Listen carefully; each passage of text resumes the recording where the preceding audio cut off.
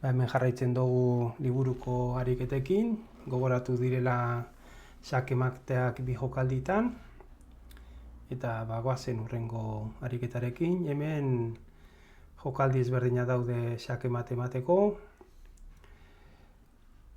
Erregea guztiz eskinara baten dugu, guztiz atrapatuta, ez du nora mugitu.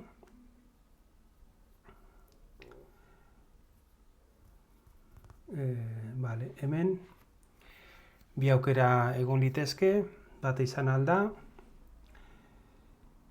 erregea ona mugitzea eta zuriek hurrengo jokaldian peoi hau janda, xake emanez, xake mate izatea lauki horretan, hori izango litzateke ideia bat, eta beste ideia bat izan liteke, zuzenean bizaldiekin xake mate ematea.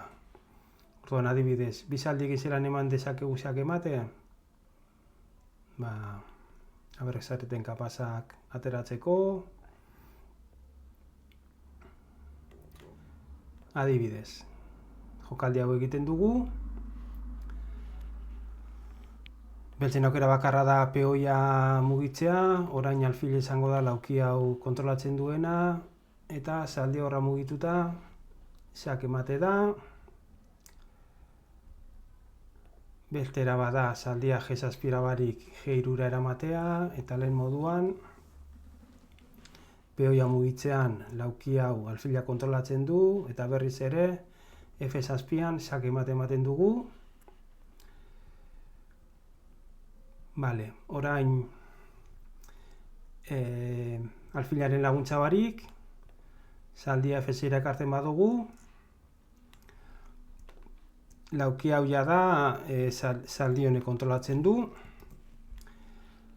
erregea ezin denez mugitu, beltzek peoia mugitu behar dute derrigorrez, eta beste zaldiarekin xake mate.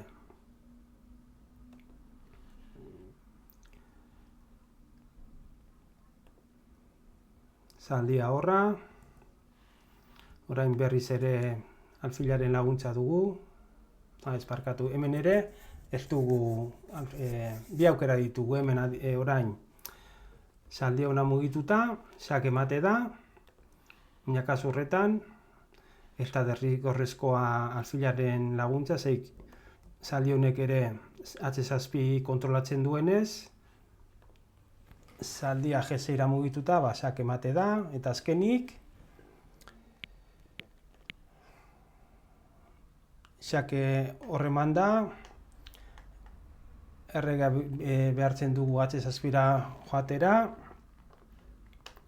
lauki hauek bizaldiegatik kontrolatuta daude, eta orain, peoia janda, xake da, lauki hau alfila kontrolatzen du, bi hauek F7ko zaldiak, G7 laukia zaldi honek, eta G8 erregeak, xake mate eman dugu. Goazen hurrengo ariketara batera.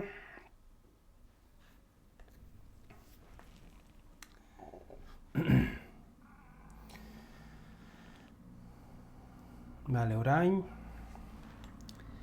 erregea,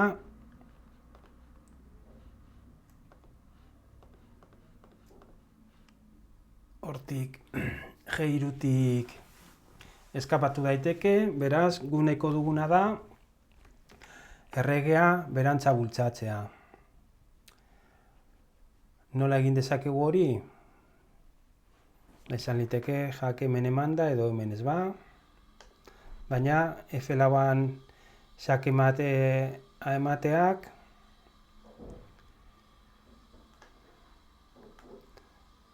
ez du hurrengo jokaldian xake matea ekarriko.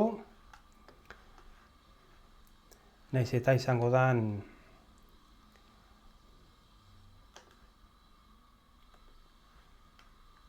era honetan, eta H batera badoa,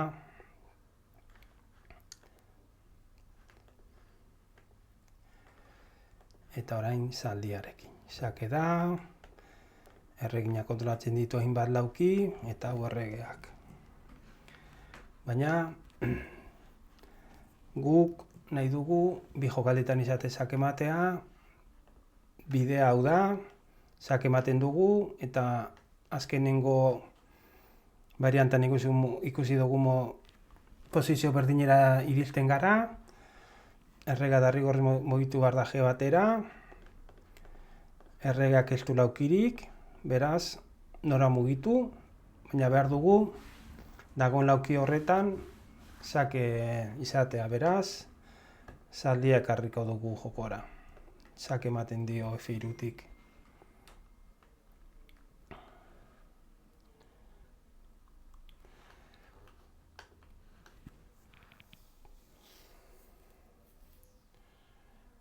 Vale. Hemen bi piezak hartuko dute parte, bai alfilak eta bai erreginak. Bultzatuko dugu dekoilara arantza.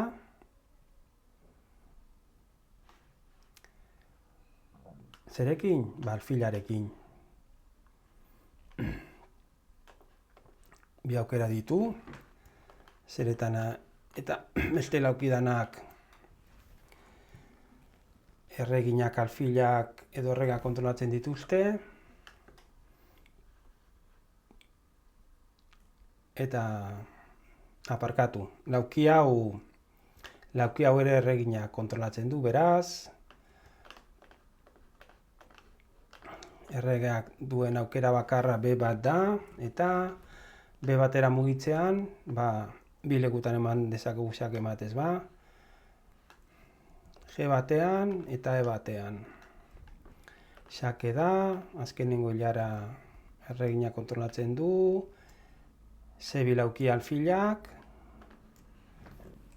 eta besteak erregeak.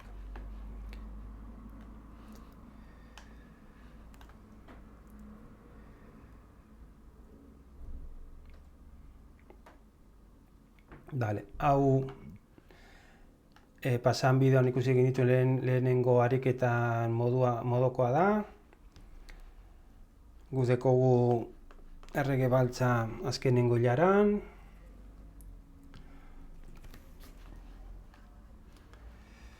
Orduan zer egingo dugu? Bidea guztiz murriztu. Edo aukera murriztu. Aukera biditu erregeak. G batera badoa sake emata G bian izango da. E batera badoa E bian.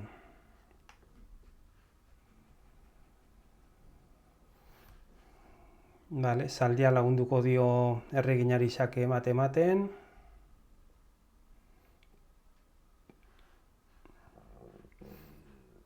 Ez dugu nahi erregea hortik eskapatu dadin. Beraz, izan liteke lauki bat berantza bultzatzeko D3koa, ez ba? Zer gertatzen da, sake horre ematen badiogu, erregina defendatua dago,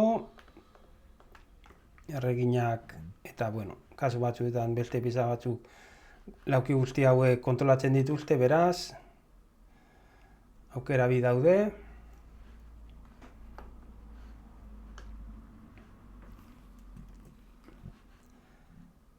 C batera badoa erreginak emango du sakea, zaldiaren laguntzaz, E batera badoa, erreginak lauki guzti honek kontrolatzen dituenez, zer da behar duguna? E batean sake bat ematea, nola? Zaldiarekin. Eta horrela, sake emata lortuko genuke. Bideo hau hemen utziko dut, hurrengoan ikusiko gara.